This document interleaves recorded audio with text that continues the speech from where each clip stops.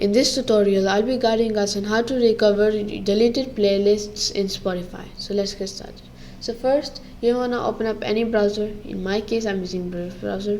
Then you want to search up Spotify.com and then click Enter.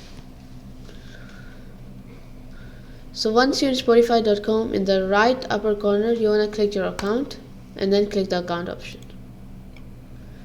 So once you're in your account overview, you want to scroll down until you see the option called Recover Playlist. You want to click over there.